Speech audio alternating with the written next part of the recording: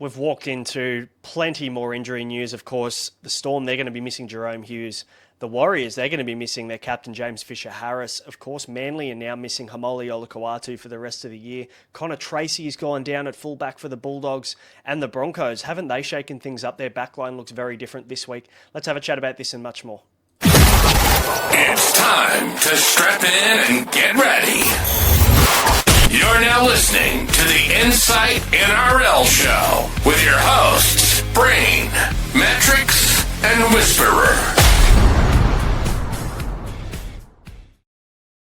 G'day guys and welcome back to the Insight NRL Show. It is TLT. That means that round 22, the teams are out. We're here to talk about all of those. So if you're just wanting no fluff, you want to know who's in and who's out of your team, and for your Supercoach or your fantasy or game day squad teams, this is the show to be watching. Now, of course, the show is brought to you by Game Day Squad, the perfect crossover between card collecting and fantasy sports. You can play and win for free. Still over $20,000 in prizes left for the rest of the season. So there is money to be won. There is squads to be built, and you can take on the Game Day Squad community. Sign up to Game Day Squad today or go to gamedaysquad.com.au and use that code when you sign up. IFSAUS is the code. It'll get you 27 cards worth about $21 to get your squad started to take us on. Of course, they go all the way in through to the finals as well. So get involved with Game Day Squad today. Use that code to get a little bit of a leg up on the competition. Now, of course, we are here to talk about the teams. So let's do that.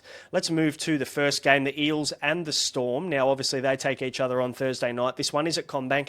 And, of course, the big news, Ryan Papenhuyzen, he is back in the team for the Storm. We'll talk about the Eels first with Joash Papali'i getting to learn the ultimate lesson last week in that little knock on, just dive on the ball, son, but he got away with it at the end there, thankfully against the Broncos for Eels fans anyway. So Joash Papali'i, he's at the back.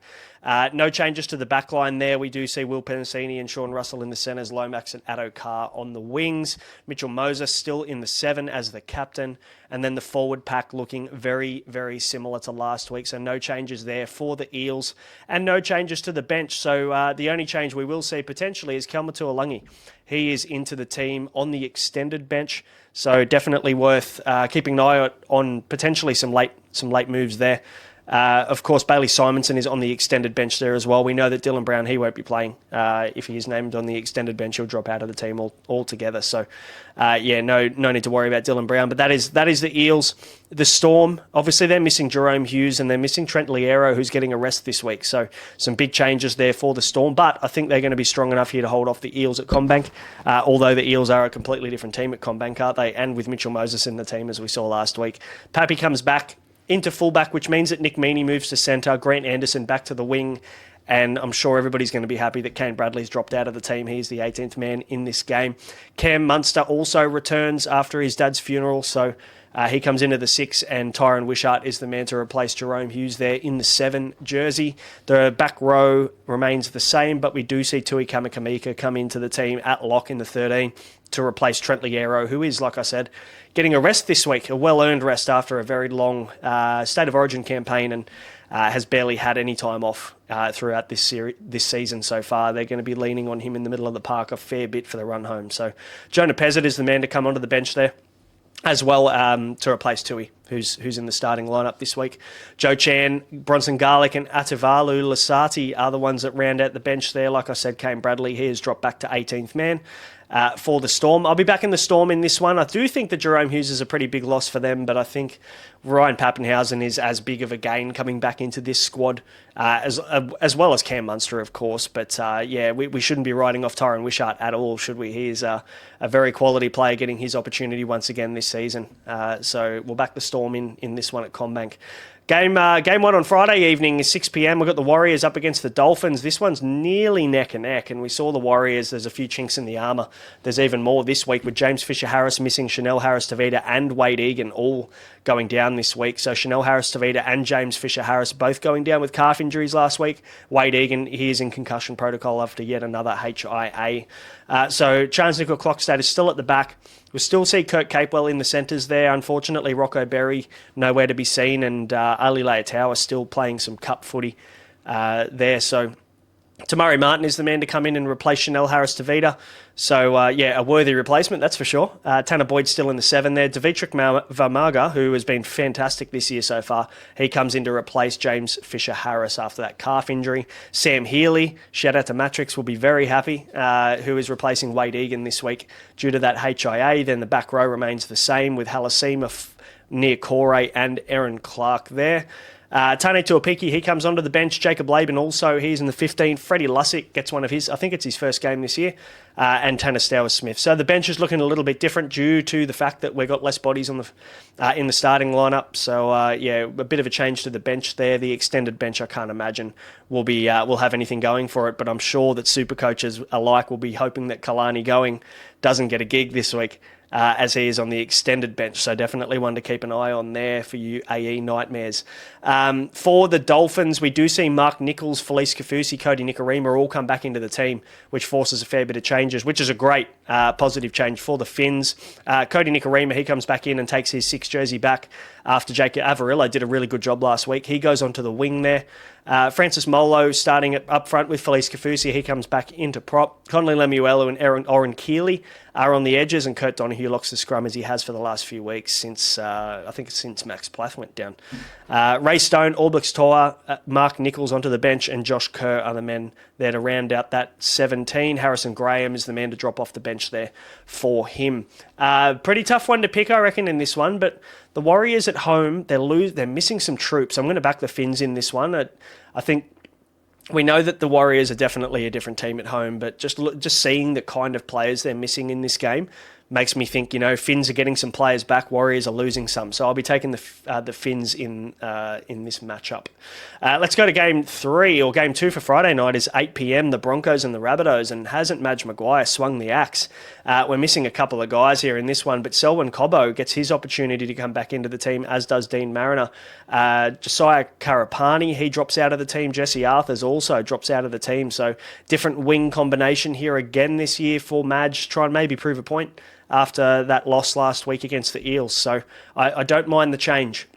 I just know that this is the team to try things against the South Sydney Rabbitohs when they've just been decimated by injuries, sadly. So, it's probably the week to send a message, if anything, if that's Madge's thinking. But yeah, Cobbo gets a crack. Mariner comes back in. The halves stay the same. So does the forward pack. Nothing has changed there. It's just those 2 changes on the wing. Ben Hunt's still in the hooker jersey. Payne Haas still named and good to go this week, thankfully.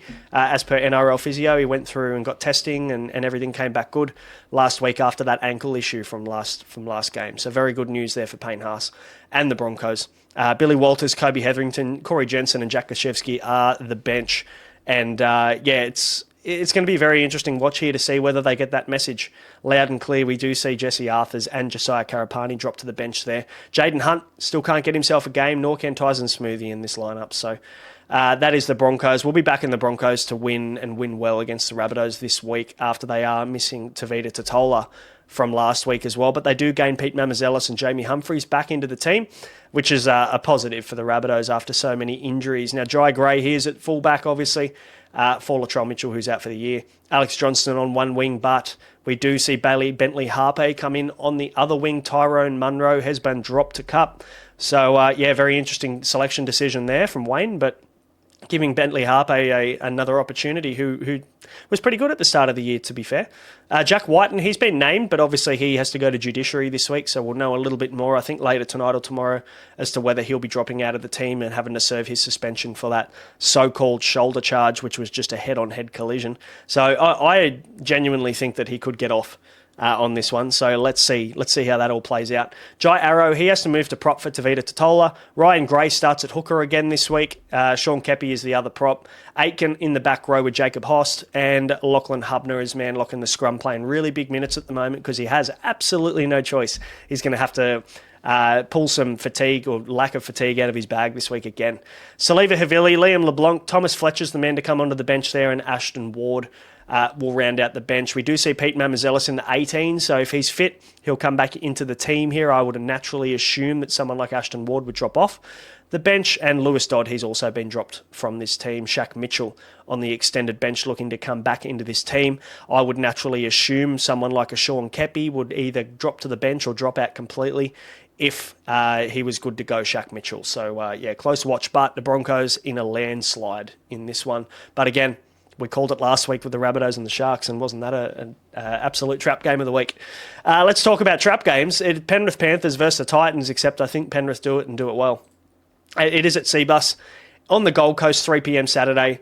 Lofiana Kamperira, he comes back into the extended bench trying to find his spot back in this team, but I don't know whether he's going to find it. Chris Randall and Sean Mullaney. Randall is out with the HIA and Mullaney, he is out suspended. So a couple of little changes here. The back row stays the same, or the backs stay the same in De Groot and Sami on the wings. Kelly and Fafita in the centres. Kieran Foran is the man in the 6th jersey with the captaincy. Mo Fodawaker, Jamin Jolliffe up front. Sam Verrills comes back into the team after his partner gave birth to their child. So congrats to him. He's back in the team there, which forces Mullany out, but he was suspended anyway, so it worked out well. Jacob Arlick, Bo Firma on the edges. Cleese Haas still replacing Tino at lock, who is essentially out for I'd say he's out for the next 3 to 4 weeks. Tom Weaver comes onto the bench there. Regan Campbell-Gillard still on the bench with Isaac Fa'asul Malaawi and Josh Paxton to round out the bench as AKP tries to find his way back into this backline somehow. Dylan Edwards is the man at fullback, of course, and the Penrith Panthers, the only change here for them is that we see Liam Martin come back into the starting lineup. So another reason why the Penrith Panthers are going to be coming home with a very wet sail for the run home. They're nearly fully fit. I think they're pretty close to fully fit, to be honest. Brad Schneider, Liam Henry, Lauren Patea, and Isaiah Papali'i is that man to drop back to the bench there for Liam Martin. Back in the starting lineup, Paul Alamotti can't wait make his way back into this full-strength backline either. So, Dane Laurie and Paul Alamotti, Matty Eisenhuth, all on the extended bench here for Ivan Cleary's men, and we think the Penrith Panthers will take this one. Do they take it by 13 plus? Look, probably. I can't see the Titans being able to compete much at all with Penrith when they're in this kind of mood, so we'll be backing Penrith in this one pretty comfortably. Let's move on to 5:30 on Saturday. We've got the Dragons against the first-place Raiders. Raiders are on a tear. Dragons have lost more players. Jaden Sewer, he's done for the season. He is replaced by Michael Molo, who comes back into the starting lineup there to replace him on an edge. The back line remains the same with Corey Allen and Tyrell Sloan on the wings, Matty Fiene and Moses Sully at centre. But, pretty big loss to Jaden Sewer now, sadly out for the season. Jack DeBellin at lock. The bench remains the same, but Hame Sele is the man to come on to replace Michael Molo, who's moved into the starting lineup. So the Dragons, again, these guys just keep copping injuries, and you've got to feel for them. A bit like Souths, I think they've got 10 of their top 30 now unavailable, the Dragons, and they're only one loss, Titans are one win away from leapfrogging the Dragons for the wooden spoon. And I'll tell you what, coming up against Raiders, the Dragons don't have an easy run home either, so this one won't make it easy. No changes to the Raiders for good reason, aside from Sebastian Kris. He comes back into the team. Simi Sasagi drops back to the bench for him. And who is the man to drop out? It's Noah Martin. So basically only the one little change there that makes them much stronger with Seb Kris coming back into the team.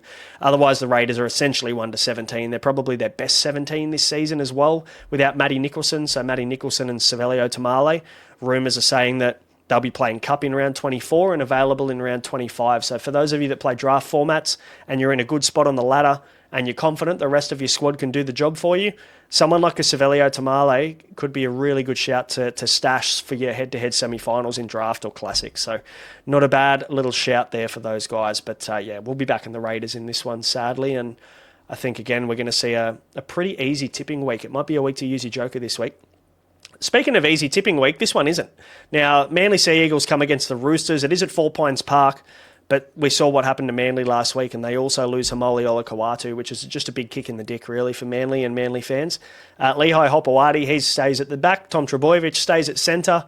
Lehigh's kind of being, let's call it cock-blocked by Turbo being able to roam both sides of the ruck. We do see Lehigh kind of secluded to one side of the field there at fullback, so definitely a limited upside there for Lehigh.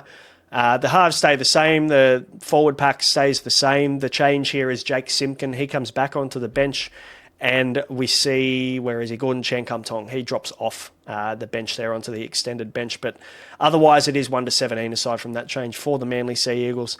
The Roosters, though, they lose Sandon Smith. They get back Victor Radley, who's on the extended bench. Also get back Billy Smith, who comes back into centre there. Rob Toya, the other centre. Mark Nwanganitawaze, Daniel Tupou are the wings. As always, Hugo Savala comes back into the team there to replace Sandon Smith, who's out with the HIA. And I'd say it's probably the last time we see him in Roosters colours this year. Sam Walker, the 7. Naf White and Lindsay Collins are up front. Connor Watson is at hooker. Gus Crichton is on an edge. Su'a Wong is the man to come onto the other edge, so he's not in the 13. He's on the edge. Fiketti drops back down to the bench there, and Egan Butcher has been named to start in the 13 jersey.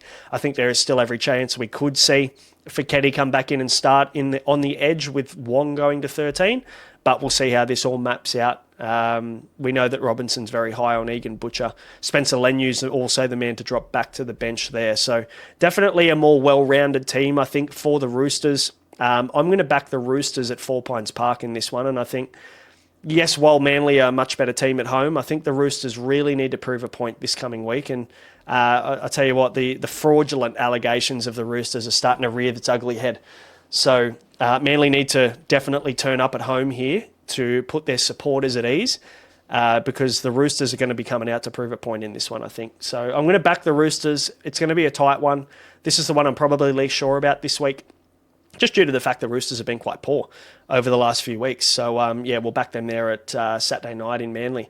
West Tigers against the Bulldogs. Before we even look at the team, I'll be back in the Bulldogs, sadly, but the Tigers do get a little bit better. Jareen Buller, he comes back into the team, which means Sania Taruva gets to go back to the right wing. And we do see Isaac Thompson drop out of the team there, but, he was great last week. I'd argue he was better than Skelton, to be honest. Taylor May still at centre with Stafford Torra on the other centre. He's definitely carrying an injury this year. I'd be very surprised if he doesn't get shut down very soon.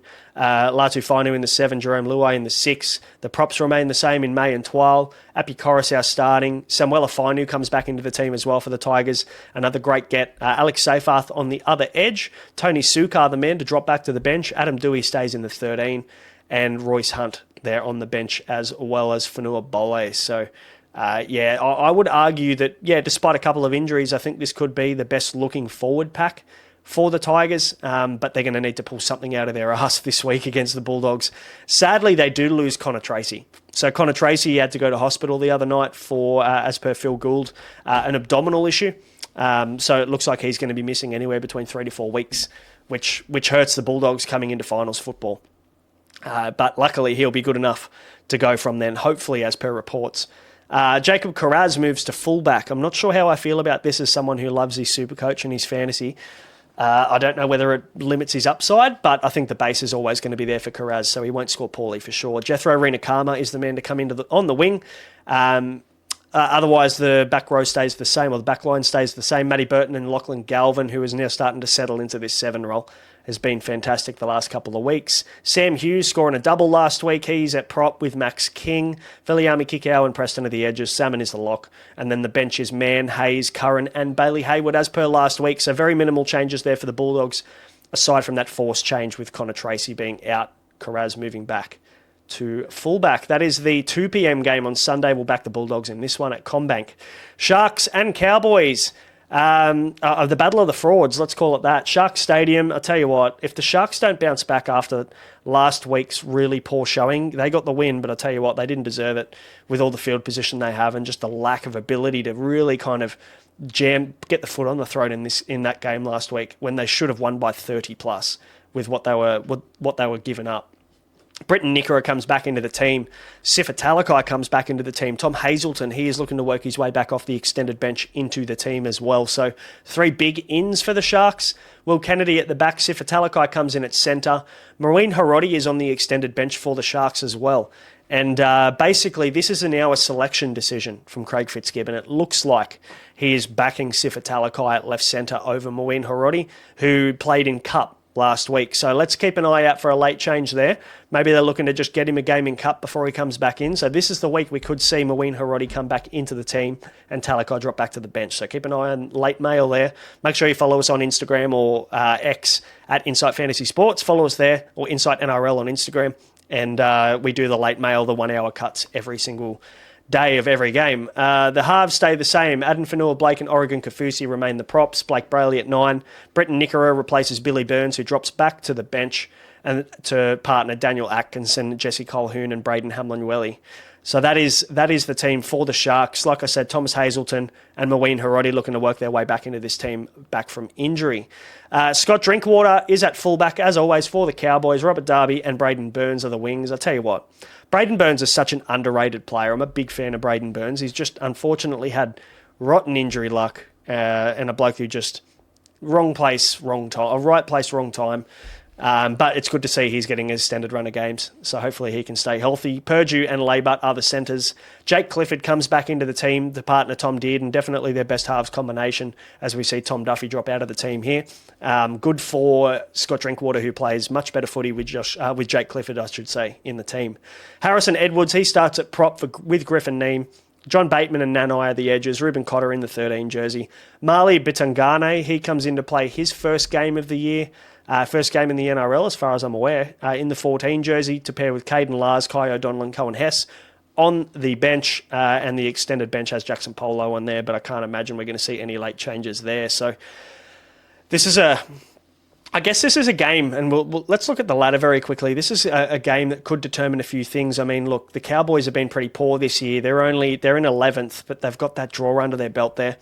With a really bad for and against. So the Sharks are sitting in 7th, and I tell you what, their top 8 spot, if Manly and the Dolphins can find a win, which I think they're every chance to, or the Roosters come up into 8th, the Sharks are in danger here of dropping out of the 8 if they don't sort their shit out. Obviously, we see the Raiders, they've locked into their spot. The Bulldogs and Storm and Warriors, they're pretty much locked into top 4, top 8. Penrith Panthers and the Broncos looking to make their charge late in the season, but yeah, it's very interesting to see what happens here. The Rabbitohs are in last and Titans are in second last, and there's every chance the Dragons could be the team that drop off here. They've still got a negative for and against. So, yeah, there's a bit to happen at the bottom here. They've definitely got 5. You've got 6 teams fighting for the spoon this year. So if the Cowboys can get one up on the Sharks this week, it does create a fair bit of change here for the top 8, what the top 8 and potentially the bottom 8 look like as well. Guys, that is it. That's it for us for TLT for Tuesday. Drop any questions below if you have them. We've got the Supercoach shows coming up. We've got our live preview coming up tomorrow night to talk about round 22. Good luck this week with your tips and your fantasy teams. We'll see you on Wednesday.